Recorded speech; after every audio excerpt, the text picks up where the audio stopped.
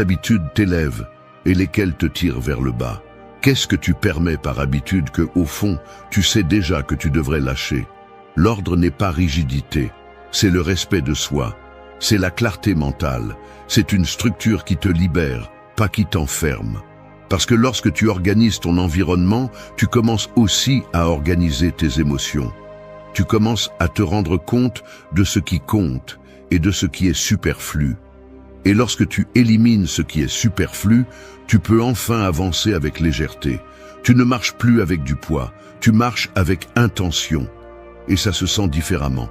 N'attends pas de grands changements tant que tu es encore entouré du même chaos.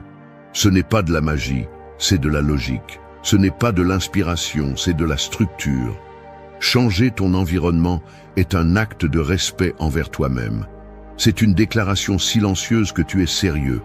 Et si tu ne peux pas maîtriser ce qui t'entoure, arrête au moins de permettre qu'il te contrôle.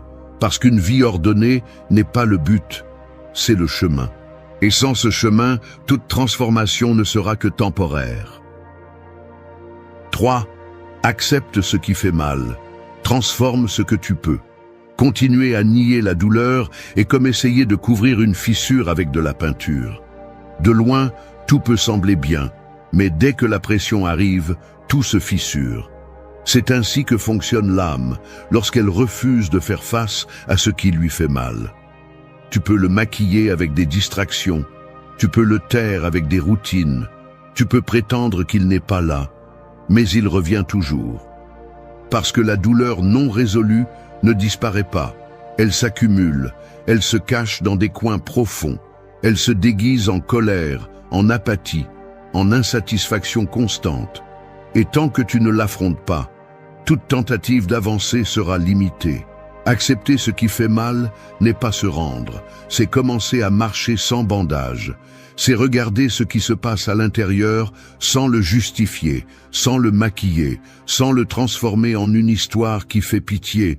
C'est reconnaître qu'il y a des blessures, qu'il y a des choses qui n'ont pas bien tourné, qu'il y a des décisions qui font mal, et que cette partie fait aussi partie de toi. Les stoïciens l'ont bien compris.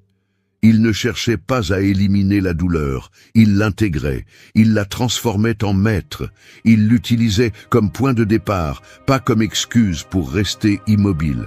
Ce que tu n'acceptes pas te domine, ce que tu rejettes se renforce. Plus tu fuis, plus il t'attrape profondément. Et la plupart ne progressent pas parce qu'ils refusent de regarder en face ce qui est déjà évident. Ils continuent à blâmer le passé,